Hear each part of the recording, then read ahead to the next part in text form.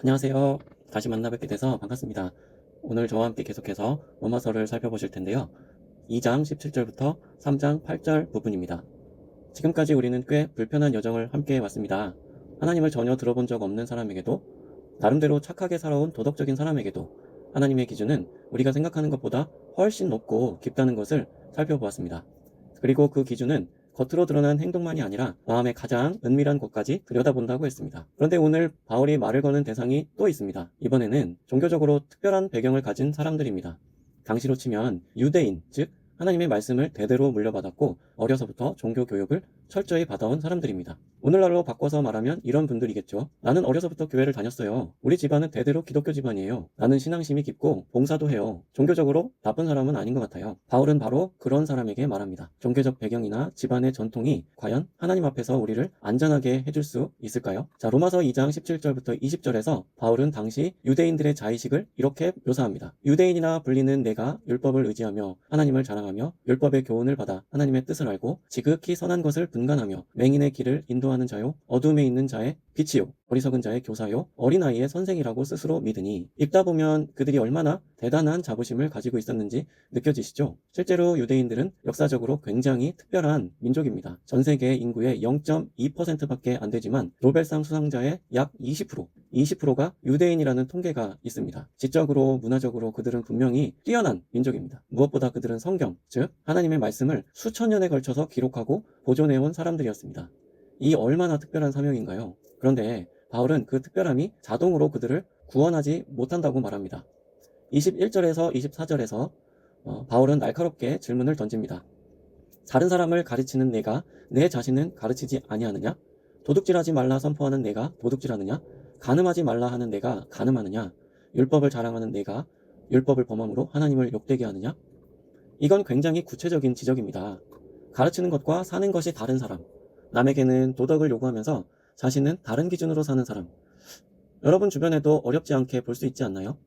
만일 고위공직자가 공정을 외치면서 자녀에게는 특혜를 주고 환경보호를 주장하는 사람이 개인적으로는 쓰레기 분리수거를 제대로 하지 않는다면, 그리고 매주 설교라는 이름으로 청중들에게 말씀을 전하는 목사님이 사회적으로 지탄받는 부도덕한 삶을 살아간다면 어떻게 될까요? 바울이 지적하는 핵심이 바로 이것입니다. 안다는 것이 산다는 것과 다를 때 그 앓은 오히려 더욱 무거운 책임이 된다. 그래서 영향력 있는 지도층 인사일수록 더 높은 윤리 수준을 요구받는 것은 당연하지 않습니까? 25절부터 29절에서 바울은 한 가지 흥미로운 이야기를 합니다. 유대인들에게는 할례라고 하는 굉장히 중요한 의식이 있었습니다. 하나님과의 언약을 몸에 새기는 것이었죠. 그런데 바울은 말합니다. 율법을 행하면 할례가 유익하나 율법을 범하면 할례는 무할례가 되느니라. 쉽게 말하면 이렇습니다. 형식적인 종교의식을 다 갖추었어도 실제 삶이 따르지 않는다면 아무 의미가 없다는 것이죠. 반대로 아무런 종교적 배경이 없어도 마음으로 옳은 것을 따르려는 사람이 있다면 하나님은 그것을 더욱 귀하게 보신다고 합니다. 29절이 이렇게 정리합니다. 오직 이면적 유대인이 유대인이며 할례는 마음에 할지니 영에 있고 율법 조문에 있지 아니한 것이라. 이 말씀이 오늘 우리에게도 직접적으로 와 닿습니다. 나는 교회를 얼마나 오래 다녔는가, 어떤 종교 집안 출신인가, 어떤 의식을 받았는가, 이것이 하나님의 기준이 아닙니다. 마음이 어떠한가, 그것이 핵심입니다. 3장에 들어오면서 바울은 독자들에게 당연히 가질 만한 질문을 스스로 꺼내 놓습니다. 첫 번째 질문. 그러면 유대인의 나음이 무엇이냐? 1절이었죠. 쉽게 말하면 유대인이 특별히 선택받았다고 하면서 그들도 죄인이면 선택받은 게 무슨 의미가 있냐는 것입니다. 바울의 대답은 그래도 분명 유익이 있다. 그들은 하나님의 말씀을 맡은 사람들이기 때문입니다. 하나님이 주신 사명 자체는 진짜입니다. 다만 그 사명을 받았다는 사실이 곧 자동 구원을 의미하지는 않는다는 거죠. 두 번째 질문. 유대인들이 믿지 않으면 그게 하나님의 실패 아닌가요? 3절이었습니다. 이건 좀 더 날카로운 질문입니다. 하나님이 어떤 사람을 선택하셨는데 그 사람이 실패하면 그건 하나님의 계획이 처음부터 어긋난 것 아니냐는 거죠. 바울의 대답은 간결합니다. 그럴 수 없느니라. 사람은 다 거짓되되 오직 하나님은 참되시다. 하나님은 우리를 로봇으로 만들지 않으셨잖아요. 우리에게 자유의지를 주셨습니다. 인간이 그 자유의지로 하나님을 거부하는 것이 하나님의 실패를 의미하지 않습니다.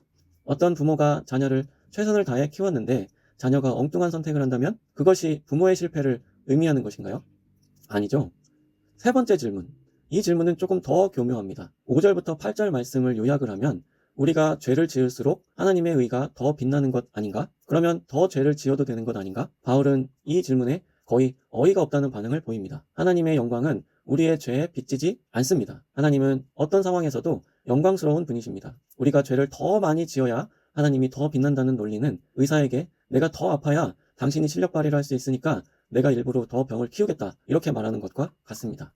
자, 이런 질문들이 나오는 이유가 무엇일까요? 바울은 정확하게 진단합니다. 죄인이라고 지적을 받았을 때 사람들은 본능적으로 피해가려고 합니다. 직접 나는 죄인이 아니다 라고 말하기는 어려우니까 논리적인 질문으로 빠져나가려고 하는 것이죠. 우리도 이런 순간이 있지 않나요? 불편한 진실을 마주할 때 그 진실을 받아들이기보다 질문으로 회피하고 싶은 마음입니다.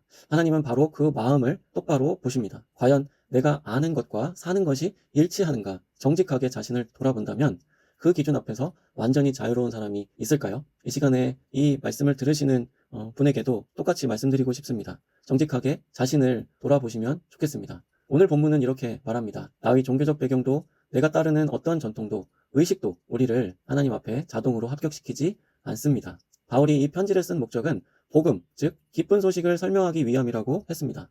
그런데 기쁜 소식이 나에게 진짜 기쁜 소식이 되려면 내가 이 기쁜 소식이 정말 필요하다는 것을 알아야 합니다. 그래서 바울은 죄와 하나님의 심판에 대해서 철저하게 다루고 있는 것입니다. 다음 편에서 바울은 이 주제의 결론에 드디어 도달합니다. 오늘도 끝까지 봐주셔서 감사드립니다.